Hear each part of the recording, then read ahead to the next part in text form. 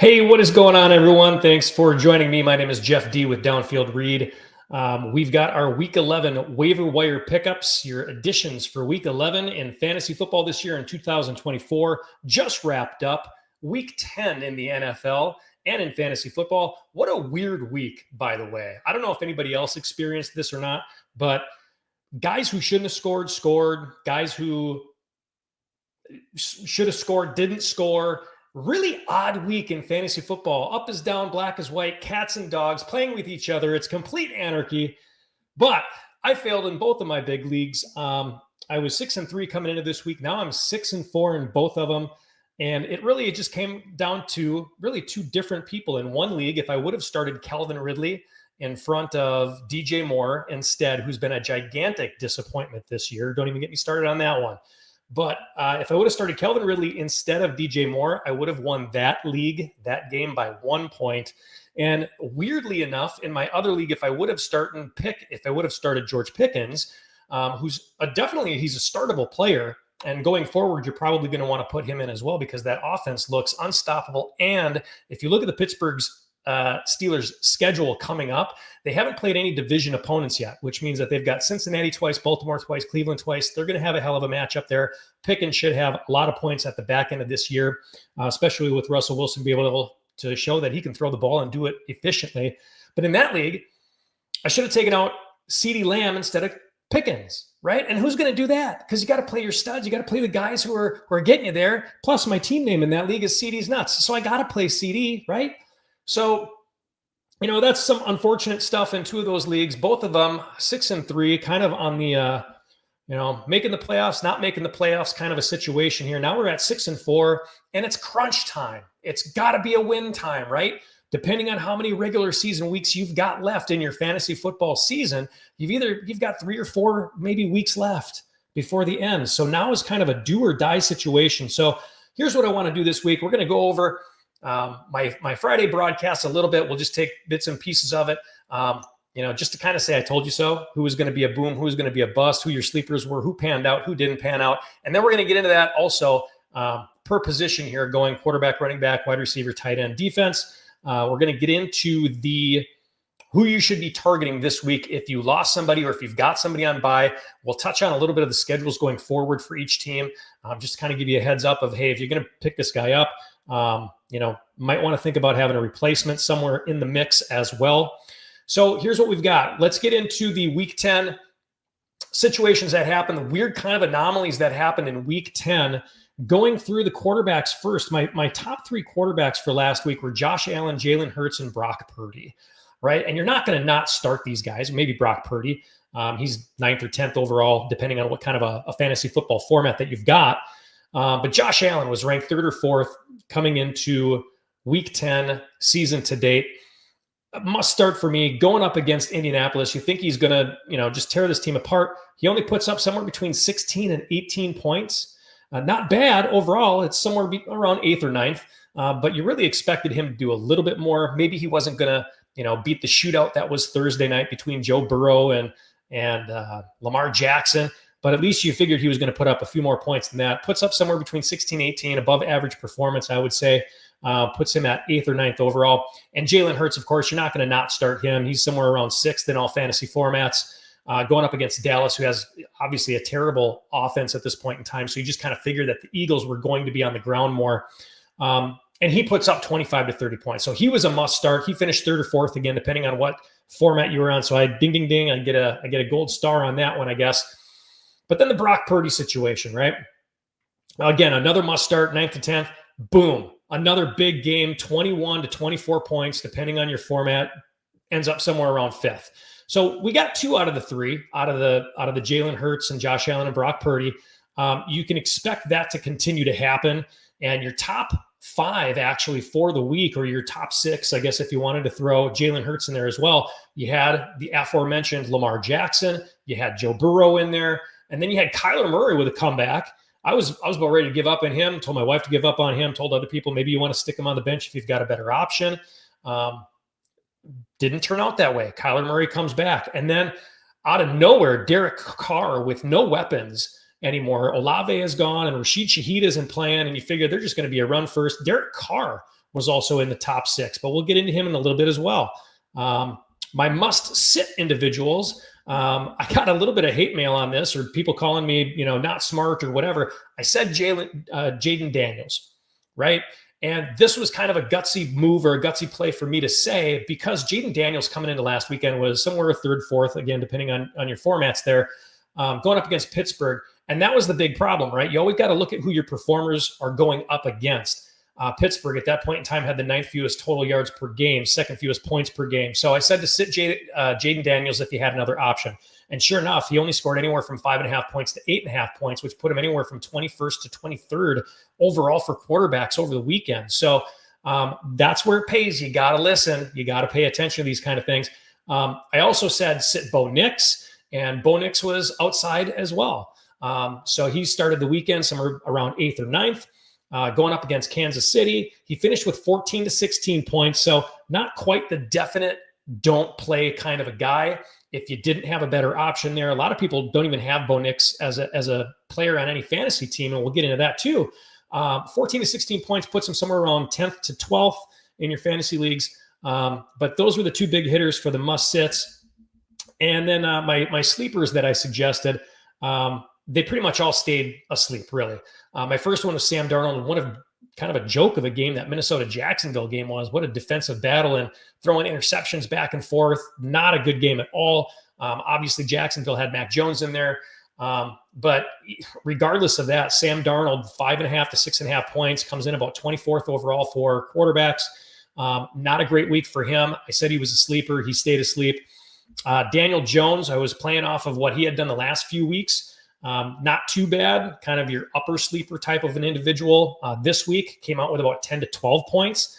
Still amazing to me that he's a starting quarterback in the NFL and some of these other quarterbacks aren't getting a shot. So 10 to 12 points for him, and he ends up somewhere between 13th and 15th overall for quarterbacks week 10. And then CJ Stroud, again, kind of disappointing. Not sure what the heck is going on in Houston right now. We kind of know Nico Collins is just getting back and Stephon Diggs is out for the year, but you would think that they'd be a little bit more reliant on CJ Stroud. Maybe he's going through a little bit of a sophomore slump, but anywhere from 6 to 10 points, again, depending on what kind of a format you run your fantasy leagues in. But that still only puts him 18th to 20th overall. So I think it's safe to say if he's not going to do anything against Detroit, who had one of the worst pass defenses, they gave up the 4th most passing yards per game. He's not going to do much the rest of the way. So here's your waivers for quarterbacks anyway. For week 11, getting into it, and I mentioned him already before, you got to go after Derek Carr. I don't know what this is. He's owned by roughly 15% of all fantasy football leagues, and obviously it's because of the fact that he was hurt. He was out for a while, and then he lost Rashid Shaheed. He lost Chris Olave. He has a bye in week 12, so keep that in mind. If you're going to pick him up, if you need somebody, if your other quarterback has a bad matchup this week, you can pick up Derek Carr, but I would plan on getting rid of him if you're short on space on your team or you don't have a lot of roster space. You might want to give up on him. He's got a bye in week 12, but his schedule after that doesn't look that bad. So he is somebody that you might want to target overall. Then we've got Russell Wilson. He's owned in under 25% of all fantasy football leagues. He finished in the top 10 here this last weekend, and he has a very favorable schedule coming up. Like I said before, Cincinnati and Baltimore, he's going to see each of them twice in such a short period of time. And yes, it does go both ways, but both of those teams have very bad pass defenses. So I think he's going to be able to tear those guys apart. He's got a new weapon in there that came out real big in Mike Williams, Van Jefferson, Pat Freiermuth, if he plays. It's a very formidable passing offense. So I would expect Russell Wilson, if you can get him cheap, I would get him cheap right now. My third one, and I mentioned him before as well, Bo Nix, I said must sit him last week. He was very sittable. He finished outside of the top 12. He's owned by less than 35% of all fantasy leagues out there. He finished in the top 12 last week, barely, or no, 13th, 12th, somewhere in that range, depending on what format that you're in. And he's top 10 season to date. So you're going to want to find Bo Nix. He's got a pretty decent schedule for the rest of the year as well. And they've already had their bye week, so no worries there. So there's your quarterback rundown for week 11 coming up. Let's talk about running backs. My first grouping of running backs is the guys that I'd like to call the no-brainers or the must-starts, the RB1s. These are the guys that are in the top 12 season to date for running backs. My first guy was Saquon Barkley, and he disappeared. And it makes no sense to me. Dallas was giving up the second most points per game, third most rushing yards per game. And you figured with their quarterback in there, Cooper Rush, that all Philadelphia was going to end up doing was running the ball, and Saquon would have a 30-plus point game. But that didn't happen. He was 25th overall. He only had 8.3 fantasy points in there, somewhere thereabouts, versus Dallas, where Philadelphia won the time of possession, 34 minutes to 26 minutes, and they had 187 rushing yards and 34 points. So you throw those numbers out there, that's kind of what we expected from Philadelphia to run over Dallas at that point in time. But 187 yards, 34 points, and he finishes with 8.3. That's just mind-boggling to me. I don't understand how that works. So go figure on that one with Saquon Barkley. It's not like you weren't going to play him to begin with. Even if I said to bench him, you're still going to play him. But at this point in time, wow, that was just kind of a huge, what the heck is going on? What is going on? That's one of the things that I mentioned before in the beginning. Number 2 was Bijan Robinson, and he's the exact opposite from Saquon this last weekend. Bijan going up against New Orleans, he did everything right. He actually finished as the number 1 overall running back for the week, 28 points. And it makes me feel really good, but still makes me wonder how the heck I lost one of my leagues when I had Joe Burrow, who is the top scoring quarterback for the week, and Bijan Robinson, who is the top scoring running back in the week. What happened here? Yeah, I faced the top scoring team in the league. So, wow. My third one was Devin Achane, who was 11th coming into the weekend here, and he finished 28th against the Rams, and not for a lack of really anything else. It's kind of like Saquon Barkley, finished 28th with 7.7 points in fantasy. He led the team with 12 rushes, and he led the team in receptions with 5, but he still only finished with 7.7. Malik Washington, and if you had Malik Washington, if you bet on him to get the first touchdown of the game, kudos to you. You made some money off of that. But Malik Washington got the rushing touchdown, and Tyreek Hill got the only receiving touchdown of the day. So you got a couple of guys, well, Tyreek anyway, who was struggling, Malik Washington, who nobody had on their bench or on their team at all, getting the massive points there. For my running backs, number 2, and these were the guys that were ranked 13th to 24th before the weekend had started, I had Aaron Jones in there. Aaron Jones, again, another kind of a disappointing when we talked about Minnesota versus Jacksonville, especially with Mac Jones in there. You just figured that they were going to run the ball a lot. They were going to rack up a lot of points. And Aaron Jones finishes 19th for running backs overall. He does still fall in that RB2 kind of a situation. But I was thinking he might finish as an RB1, finishes 19th overall for running backs. You expected him to be a lot higher against that Jacksonville defense. I gave up the second most total yards and the third most points allowed per game, 11 points for Aaron Jones. So very disappointing with that. And then I said either Jordan Mason or Christian McCaffrey. And you had to keep your eyes on this one because if it was Jordan Mason, he was going to run off. If it was going to be CMC, he was going to finish strong. And it turns out that Jordan Mason, I think he only got 1 carry in that entire game. It was all CMC, which is why he finished 11th overall for running backs with 13.5 points. So CMC is officially back. If you're going to hang on to Jordan Mason, it's really just going to be for a handcuff kind of a situation. You don't need to keep him on your bench anymore at this point in time, unless you feel like Christian McCaffrey is going to get hurt again, or you're not feeling very good about his durability or toughness to play. He's expendable at this point in time. My third RB2 at that point was DeAndre Swift. He came into the weekend beforehand, 17th overall for running backs. And I'll just say that the whole Chicago offense can be dropped at this point in time. Get rid of him, trade him, don't play him. The whole thing is a mess. They fired their offensive coordinator. They got a different offensive coordinator in there right now. He might turn things around like what's his nuts did in New Orleans for one game, but it's going to get figured out pretty quick when he goes in there, and they have a very tough schedule. So I wouldn't even think about DeAndre Swift at this point in time. He finishes 31st for running backs with just 7 points, despite 16 rushing attempts in that game. Still only 7 points. They can't get anything going with Caleb Williams in there. Caleb Williams is not the guy. I've said it from day one, literally said it from before the draft. Do not take him. He is a second round or a third round quarterback, and he is showing it right now. I guarantee you that if he was picked in the second or third round, they'd be looking for Ryan Tannehill. They'd be looking for somebody else to sign right now. Maybe we made a mistake on the kid. But they can't do that because he's the number 1 guy. They picked him number 1 overall, and they can't look like fools like Carolina, right? So they're going to keep him in there. My must-sit individuals for the week, I said you must sit Tony Pollard versus the Chargers. It wasn't going to be a very good day for him, and that turned out to be correct. Now, he did finish technically as an RB number 2 overall, but I hope at least it made you think about not playing him and getting those guaranteed points that he sometimes gets. 8.3 points for him. He finishes 24th overall, low-end RB2, flex guy at best for Tony Pollard last weekend. And then I also said Javonte Williams. This team is so hit or miss. When they go up against any kind of a defense that has a decent run defense, Denver cannot run against them. It's got to be either I can't imagine it's the offensive line because Bo Nix is cooking people. Denver almost beat Kansas City, if not for the refs again. But we'll get into that later as well. Javonte Williams came into the Week 10 as the 29th running back overall, going against the Chiefs, who gives up the third fewest rushing yards per game. And he ended the game with 1.7 points. So I hope you listened. I hope you sat him. I hope you had a better option out there. And you sat him for sure on that one. So here we go. And then we've got our sleepers. We've got Tyrone Tracy was one of my sleepers. Obviously, outside of the top 24 before the weekend had started, so he does qualify for a sleeper at that point in time. I think he was 34th. Going up against Carolina, anybody going up against Carolina, please do start that running back, even if it was Javonte Williams. You want to start him in that respects. But Tyrone Tracy finished 10th for running backs overall with 15 points. So hopefully you had Tyrone Tracy in your lineup, finishing as an RB1 on the weekend here, 15 points against Carolina.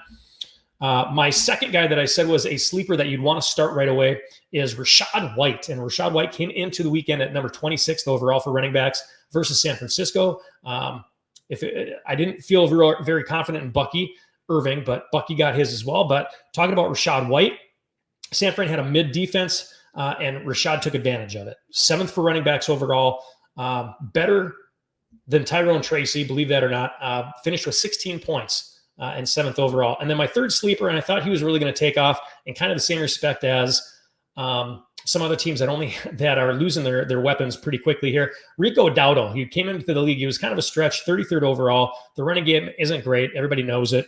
They really got to give up on Ezekiel Elliott. That kind of pissed me off when they put him in toward the goal line, and then he fumbles the ball away in the goal line. Dallas, you're shooting yourself in the foot. You're a complete freaking mess at this point in time. Please just stick with Rico Dowdle. The guy, I don't know what the average was, but I know at one point in time he was averaging like 4, 5, 6 yards per carry. He was the only bright shining star on that offense. And then you turn it around, you put Zeke in there, and he fumbles it in the end zone. Just stupid. So he could have done better, but he finishes 29th overall. It's only 7 points. Can you imagine what a touchdown would have done for him if they would have just left him in there instead of trying to keep Ezekiel Elliott in there? I'm not sure what they're doing there. But your waivers for your running backs for Week 11. Here's the guys that you're going to want to look at. Trey Benson is number 1. He's owned in less than 20% of all fantasy leagues, and he has scored 10 points last week and then 12 points the week before. So for sure, if you have James Conner, you're going to want to pick up Trey Benson. Like, this is your guy, okay? Not just as here's a guy that can put up double-digit points on some weeks. And yes, the Cardinals, Arizona did run up the score a little bit on the Jets, but still, Trey Benson, he needs to be owned. He needs to be the backup. He needs to be the handcuff to James Conner. Believe me, if you are fighting for a fantasy or a playoff spot right now in fantasy, and you've got James Conner, you're going to kick yourself in the behind if you do not have Trey Benson and James Conner gets hurt. He's not the most durable guy. Take a look at his history. He's been on an injury list more times than he's been on the non-injury list. So every year it seems like this guy gets hurt. So you got to pick up Trey Benson, keeping in mind that he does have a bye week this week. You're still going to want to pick up Trey Benson. If you've got some extra room on your roster, you can stash him away if you've got room, because he's on a bye this week. Number 2 is Jaylen Warren. He's owned by roughly half of all fantasy football leagues, so half the people out there have a clue. If they've got Najee Harris, they should probably have Jaylen Warren. I handcuff my guys. I got Bijan and I got Tyler Algier. So it's kind of a must deal at this point in time, especially at this point in the league. You go down with a running back, there's none out there. So go ahead. These are like the most important guys that you're going to want to pick up. He's owned in roughly half of the fantasy football leagues, looks to be getting his piece of the pie in Pittsburgh. And again, finished 23rd for running backs last week with 8.5 points. Would be a very viable handcuff to Najee Harris. Maybe not this week versus Baltimore, but for the remainder of the year, you're definitely going to want to have him on your bench if he's available. Number 3 is Gus Edwards. And I'll be honest with you, I didn't even know he was going to be playing this last weekend. When they came out and he started running Gus, I was like, holy crap, the guy's back. Nobody in my fantasy league picked him up. I hope nobody does pick him up because that's the guy I'm going after tonight. Gus Edwards, owned by less than 20% of all fantasy leagues, but he got 10 carries for 55 yards this weekend behind J.K.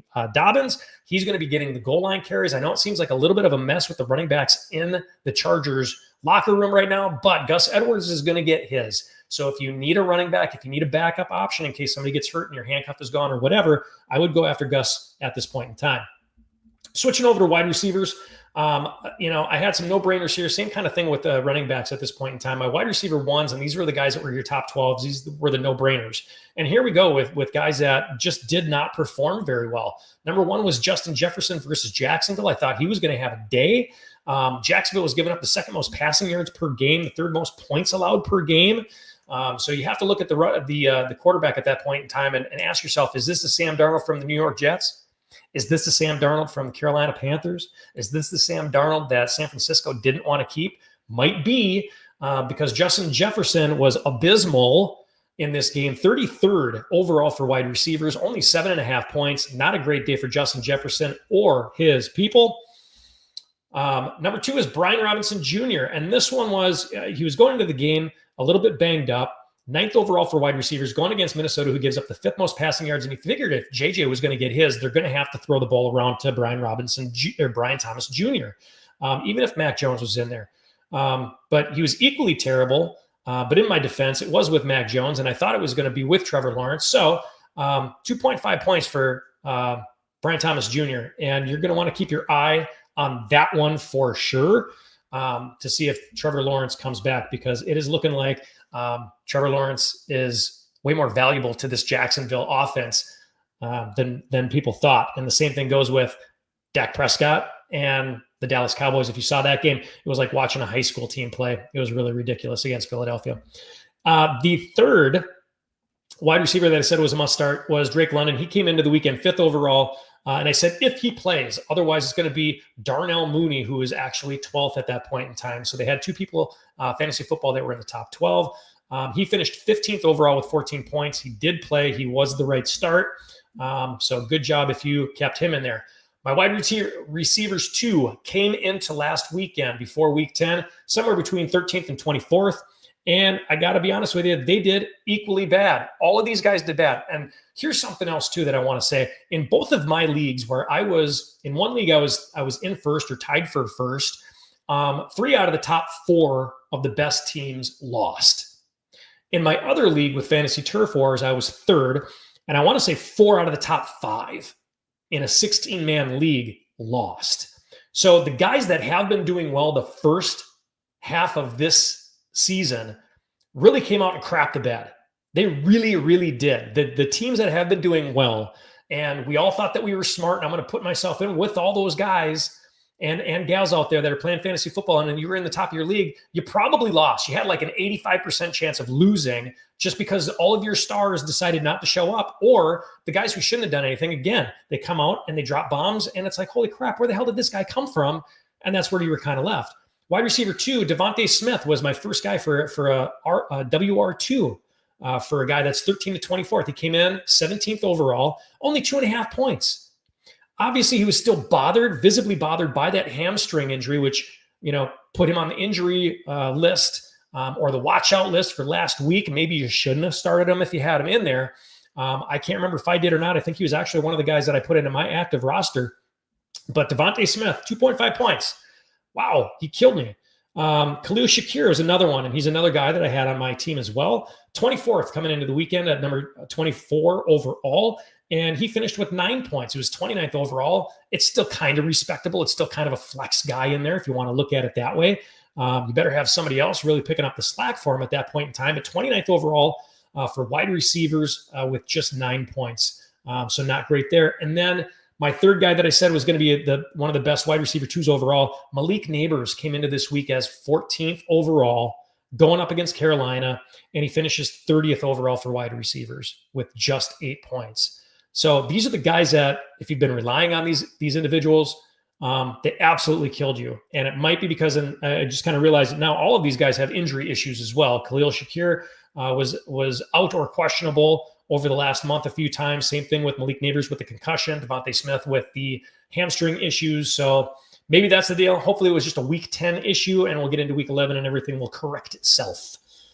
But my must-sit individuals nailed these as well. Xavier Worthy, I said he was 44th overall coming into this game. And after his -1 point in week 9, I said, go ahead, do not play him. You got to sit the guy. It's a different kind of a team than what you thought it was going to be. DeAndre Hopkins is picking it up. Travis Kelce is the man again. They're getting other people involved in that offense. Kareem Hunt is running the ball very well. -1 point in week 9. He only managed 1.6 this week, and he is benchable, definitely benchable in all formats. And even if you wanted to get rid of him for somebody else at this point in time, I couldn't say I blame you for it because he's a one-dimensional wide receiver. It's run deep, and I'll try to get you the ball. Outside of that, you can see what he does. He's a boomer bust, and he's been busting more than he's been booming. My second one was Demario Douglas. And I said any other wide receiver for New England versus Chicago as well. Demario Douglas finished 36th overall for wide receivers with just 7 points. So not a very good situation there. That, I think, is purely the matchup. I don't think it has as much to do with Drake May as it does going up against the Chicago Bears defense, which has been stout so far this season.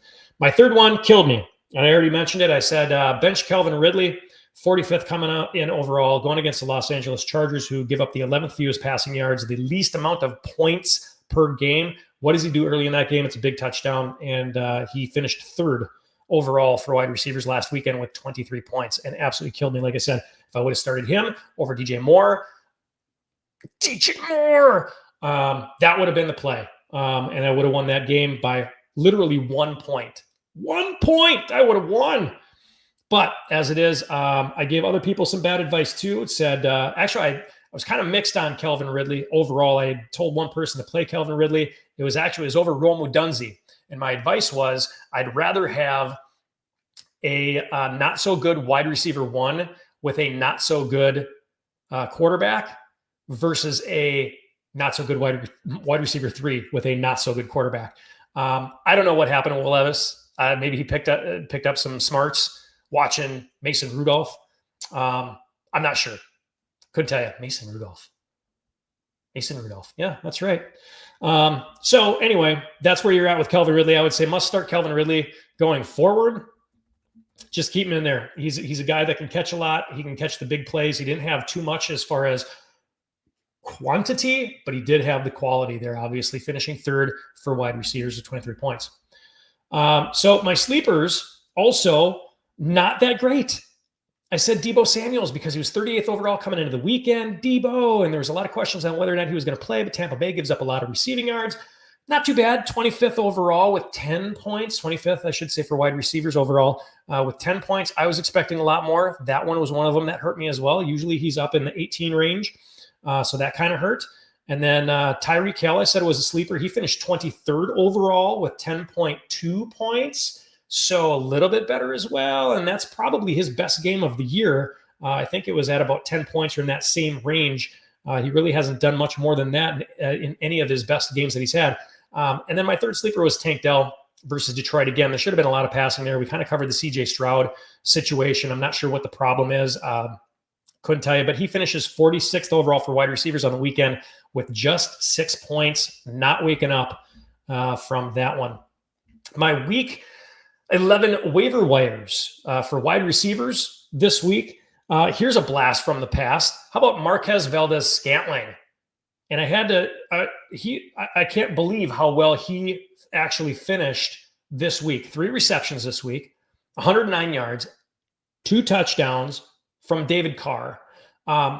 Valdez-Scantling now, MVS, is the number 1 wide receiver in New Orleans. And they're going to have to utilize him. He is going to be a massive pickup. He's only owned less than 5% of all leagues. I think he's going to be the hot wide receiver to pick up because now he's a wide receiver 1. Olave isn't there anymore. Rashid Shaheed isn't there anymore. Number 1 guy there for Derek Carr to throw to. And if I'm a defense, I'm going to target Alvin Kamara all day long, shut that down, and make them pass. If they do that, he's going to have these kind of games all the time. My second one is Alec Pierce. So long as Joe Flacco is still the quarterback, if it changes, if he continues to play bad, if it continues with Joe Flacco Alec Pierce is a viable option. Pittman obviously was out, so you're going to want to watch that as well because Pierce was wide receiver number 2. When that's the case, he usually gets a lot of points. If it's Pittman coming back in, Alec Pierce goes back down to a wide receiver 3. He's owned in less than 20% of all fantasy football leagues at this point in time. And he's 28th overall season to date for wide receivers. So he finished with 16 points last week under Flacco, but be careful with that one. Watch that one because there could be a change coming. There's a lot of my Indianapolis fans that are wondering what the hell they're doing in Indianapolis right now with Flacco and why aren't they putting AR back in there? If AR goes back in there, you could basically take Alec Pierce right out again. So now you've got my third one, and I had to ask a friend of mine, my friend Michael. And I said, Michael, I had a couple of guys, and he looked at me and goes, you have to go with the Batman. And I said, the Batman? He goes, yes, I'm sorry. You have to go with Rashad Bateman. And I was like, okay, Rashad Bateman. Gotcha. Not the Batman. It's the Bateman. Bateman is owned by less than 30% of all leagues, was 11th this week for wide receivers with 14.5 points, and he's 23rd overall season to date. So he is a legit, viable wide receiver number 2, not owned by that many people, though. Again, with the schedule coming up, we already know that they're done playing Cincinnati. They beat them 2-0. They still have Cleveland. They still have Philadelphia. They still have the Chargers. They still have Pittsburgh twice. They're going to have to throw a lot, and it looks like Deontay Johnson is not part of the plan at this point in time. Last week, I think everybody caught a touchdown pass except for maybe Zay Flowers. So Tylan Wallace got involved with it. Mark Andrews had a touchdown. I think Aguilar had a touchdown as well. But definitely go with the Rashad Bateman for upcoming waiver wires for this week. 4 tight ends, my must starts that I said for week 10. George Kittle came into the league first overall. That's a no-brainer. You're not going to not start Kittle. He finished 5th this last weekend with 13 points. But my other 2 were complete garbage. And it was the Chicago-New England game. I figured that they'd have to do some dump-off passes, that these guys would both have some kind of points in there somewhere. You'd have to try to score a dink and dunk offense against each one of these defenses. But Cole Kmet, who came into week 10 as the 10th best tight end fantasy-wise, only put up 2.3 points. And again, it's this Caleb Williams thing. New offensive coordinator coming in Chicago. Who knows what the hell is going to happen there? But if something doesn't turn around quick, Eberflus is going to get the can. Cole Kmet, he's still a viable tight end number 1. I don't know what the answer is in Chicago, except for you bench Caleb Williams at this point, which they're not going to do. Keep him on your bench for now. Maybe if you've got a viable option or a better viable option, wait around for who I say to pick up. I'm sure that there's somebody really good in there. And then the third one that I had for a must start was Hunter Henry. He was 8th coming into the league. Equally bad, 1.9 points after New England gave up on passing. Literally gave up on passing once they were playing Chicago, once they got up because Chicago only scored 3 points. Just decided, you know what, we don't even need to pass on these guys anymore because they suck so bad. They haven't scored a touchdown in I don't know how many games now, an offensive touchdown, I'll say that. Their defense has been carrying them. No need to pass on them anymore. They're not a viable threat. And Caleb Williams can't throw for over 125 yards. So what do? So those were the 3. Missed out on the tight ends for this week. Even the tight ends, I think my tight end picks for last week were just boom, boom, boom. I think they were right on. For this week, not so much though. I said my must sits. I had Jake Ferguson was my first must sit. I was right on that one. 2.4 points, 34th overall for tight ends.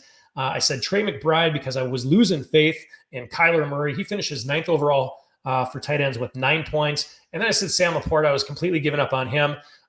Despite throwing, was it 6 interceptions? I'm not even sure how you do that and still win a game.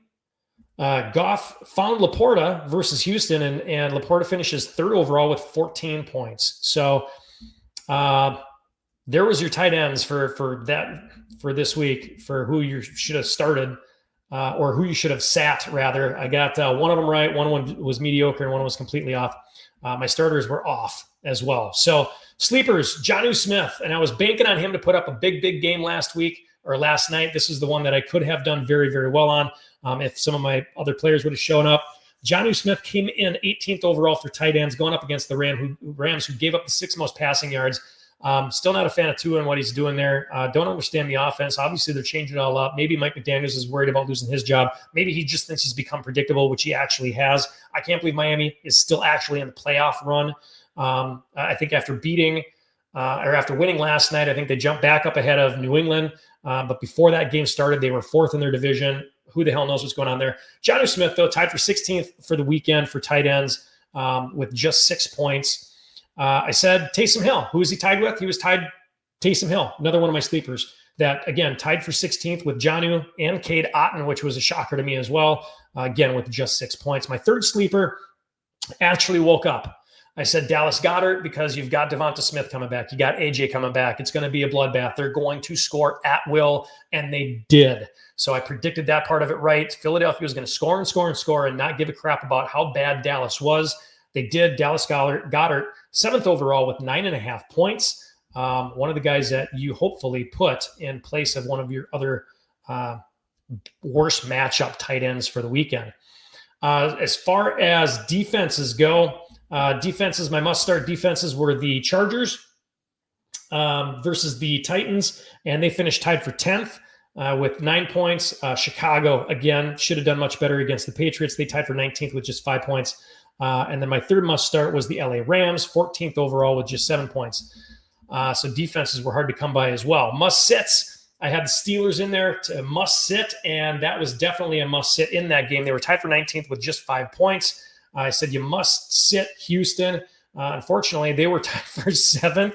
I think they got 10 points off of just turnovers, 10, 12, 14. Who the hell knows? Shouldn't have been that good. But, hey, you know what? I guess Goff just likes to throw 5 touchdowns at a time or 3 or 4 touchdowns in the first half. Without all those picks, Houston wouldn't have done crap, but they did finish with 10 points overall. And then my third one was the Colts, and they actually did not do very well, tied for 15th with just 6 points. Sleepers for defenses, and hopefully you got one of these. The New York Giants was not one of them. They didn't wake up. They were tied for 19th with 5 points. And then I said the New York Jets, who finished with 0 points over Arizona. But the one team that I said was also a sleeper was the Philadelphia Eagles. They came into the weekend 20th overall.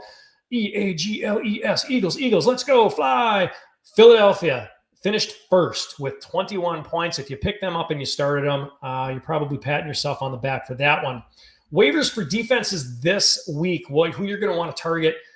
You've got Denver is probably the biggest one, I think. Denver is owned by less than 60%, but really only for the next 3 weeks. When you're looking at their schedules, this is a very good 3-week stretch for Denver. They're currently 2nd overall in fantasy formats for points overall for defenses. Go ahead and get them for the next 3 weeks, and there's going to be a trend with these defenses that I say to go and target on the waiver wires.